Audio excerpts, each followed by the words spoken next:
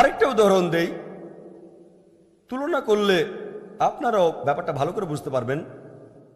এখন উদাহরণ হিসেবে আমি যে মানুষটার কথা বলবো, এই মানুষটা খুবই সাধারণ একজন মানুষ, কিন্তু নিজ ক্ষেত্রে তিনি ছিলেন সবার উপরে।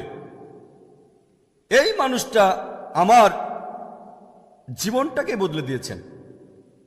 তিনি আমাকে শরীরের ডাক্তার থেকে আত্মার ডাক্তার বানিয়েছেন। আমি শিওর আপনারা এই মানুষটাকে চেনেন। তিনি হলেন শেখ আহমেদ দিদাত। আসুন ওনার উদ্দেশ্যটা কি দেখি।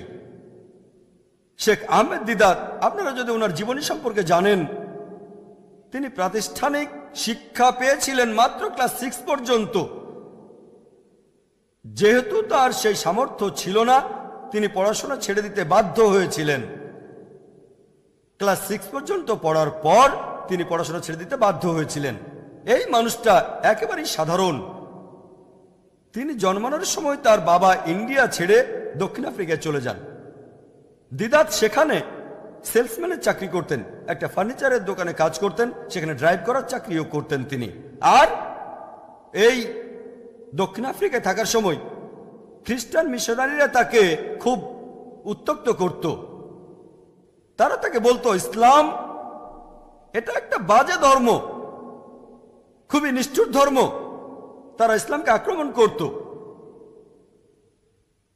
এভাবে উত্ত্যক্ত হতে হতে তার মনের ভেতরে একটা ইচ্ছা হলো যে আমি ইসলামের বিরুদ্ধে খ্রিস্টান মিশনারিদের দেয়া সবগুলো অভিযোগেরই উত্তর দেব।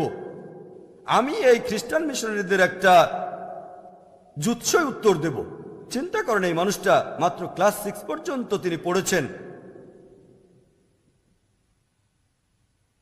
তবে আল্লাহর উপর বিশ্বাস রাখতেন, চেষ্টা করলেন। তারপর একদিন একটা বই পেলেন। বইটা পড়েছিল একটা রুমের ভেতরে, চারিদিকে শুধু ধুলোবালি। সেখানে একটা বই পেলেন, নাম ইজহারুল হক, ট্রুথ রিভিলড, লিখেছেন মাওলানা রহমতুল্লাহ কারনবী। এখানে তিনি তার উদ্দেশ্যে ডিরেকশন পেলেন।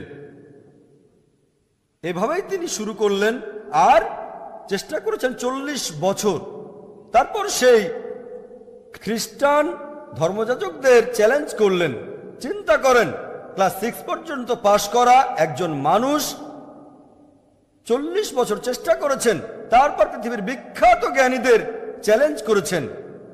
আর এভাবেই 1986 সালে তিনি বিতর্ক